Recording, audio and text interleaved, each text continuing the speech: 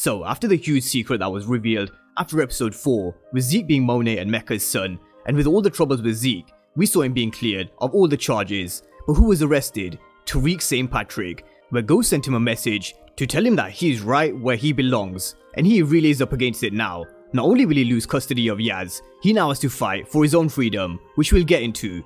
Now of course Monet was always going to try and exert some revenge and control over Tariq as well, because of how he lied to her with having no involvement in Jabari's death, and she didn't exactly get what she wanted by keeping him away from Yaz's hearing, but she definitely got a big surprise. Lorenzo is finally home, and this sets us up for a huge second half to the season, especially because Monet accepted Mecca's terms and his help about wanting a new life with him. But Lorenzo coming home makes shit so complicated for the second half of the season, but we're gonna dive deep into all things episode 5 in this review and recap. Now the theme of the episode was all about karma, and the classroom scene set the tone about coming home to roost. It was all about Tariq and how his actions came full circle, as we all saw him getting arrested at the end of the episode. The chickens have come home to roost, meaning all the bad things that Tariq has done has come back around, and karma's definitely struck Tariq. It started with Grandma Estelle telling Tariq that he was the cause of Ghost's death, Tasha being sent into ITSEC, and the reason their family is broken, and all the bad things that Tariq did, including killing Jabari. This has definitely come back to bite him and haunt him by the end of this episode. But let's start where this episode started. Zeke was handing himself in because of the TV interview that he did in episode 4. He went past the basketball courts thinking he'd never play ball again, but with them finding Ramirez's body and them knowing that the same gun was used to kill Jabari and Ramirez, they knew Zeke wasn't the killer. But it didn't stop Whitman from focusing on him, of course, because he's so obsessed. And I likened him to Sax before, but he's also got some Greg Knox vibes with this obsession that he carries. But they also let him go, because Kamaal Tate, he's got a new suspect, and he was definitely along the right lines. And this is something I mentioned in my predictions in the Power Off season. Jabari's first book was based on true events with Carrie, so this book was going to be no different. It was also based on true events around the drugs being sold around Stansfield, with Braden being involved as well. And this is where Carrie's help came in. Carrie was always going to help Kamaal Tate after last week, and you could tell she read Jabari's book, the way she was questioning Tariq, and she knew it was him. They just needed to focus their efforts on looking at Tariq more closely, and we will definitely get into all of this, because we need to paint the bigger picture of everything that happened around Tariq's arrest, because all while this was going down, Tariq was busy trying to get custody of Yaz, and trying to help Monet as well, because she wanted him to find out who Kane's connect was. Now he also needed money to get the apartment, but he had no product because Monet shut Course Correct down because of all his lies until he found out who Kane's connect was, so he had to reach out to the one person who was the link between him and Kane, who could do just that, and that was Diana. And this is where he found out Kane was the one who switched up the product with the powdered sugar, and this is where everything started to make sense with him. And Diana even confronted Kane, where he told her she's acting just like Monet, and that's because Diana is stepping up this season. But finally guys, Tariq got himself a car. It was a borrowed car from Lauren by the way, and he followed Braden to the meet with Kane. And then he also followed Kane to find out who the connect was, which led him to Mecca's penthouse suite.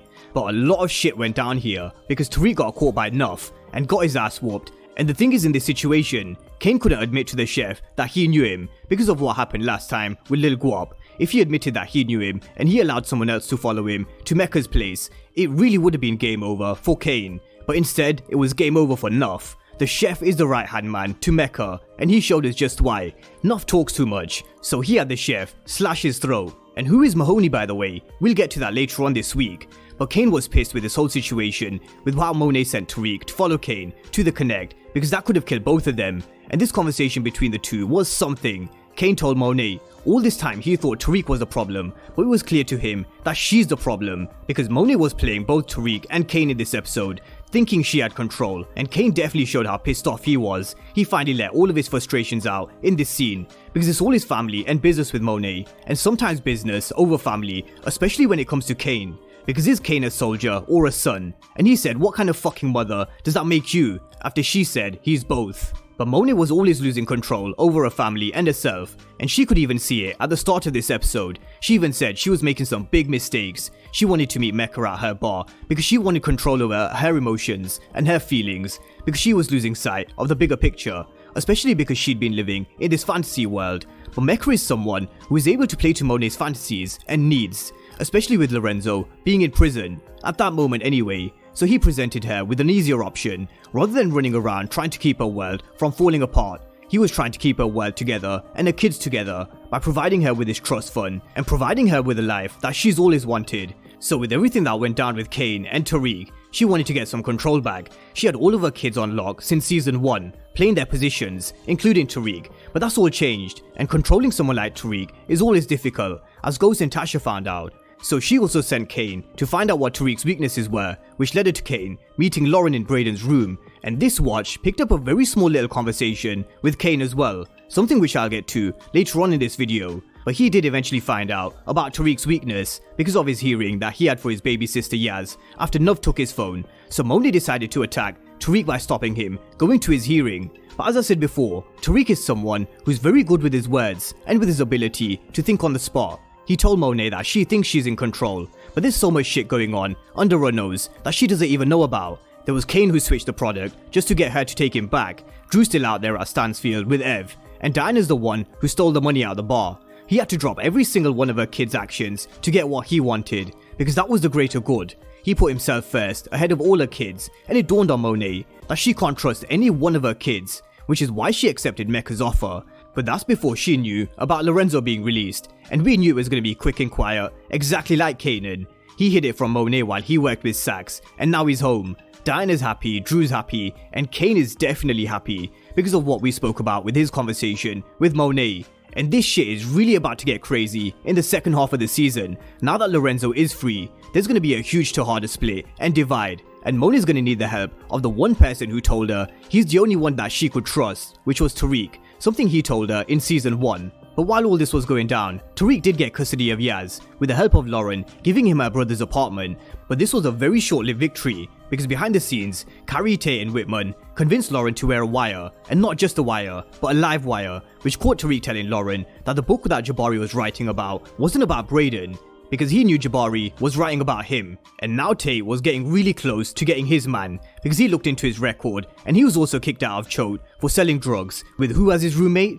Brayden Weston. He knew that if Tariq was behind the drug operation and Jabari was writing about him, then there's the motive, and that was enough for them to open Tariq's room at Stansfield so they could look around. And of course, this led Kamaal Tate in finding this, Ramirez's badge. And while he celebrated a very short-lived victory with getting custody of Yaz, Stansfield was full of cops, ready to arrest Tariq St Patrick, with Lauren, Brayden, Carrie and Zeke all looking on as he got taken away. But it didn't end here for Tariq. He definitely lost Yaz to the system now, because Grandma Estelle, she needs to go to rehab, but Ghost left him a message that would only be given to him in case he was ever arrested for homicide, a message which read, "I knew you'd end up here, right where you belong." And the only thing I wish they did in this scene is if we heard it in the voice of Ghost instead of Tariq's, but the whole background music and lyrics told us the whole story. Say that you don't need me, tell me that I'm the fool. And it tells us just how much Tariq could do with Ghost now in this situation, and how he was always right, and maybe this could just push Tariq into trying to find a way out of this life. But as for now, he's stuck. But this is bad news for Carrie. Again, she helped the cops nail Tariq for all these murders, and what that does is shut down the Tejada's business at the same time. So I don't think this is good news for Carrie, and it's also not good news for Simon Stern either, because he has a vested interest in Tariq graduating from Stansfield, so I think we'll see Simon Stern getting involved again at some point. As well as Tariq reaching out to Tamika, Davis Maclean and Sax, anybody that could help him get out of this mess. And wow, I definitely expected Tariq to be arrested, but I definitely didn't expect the message from Ghost.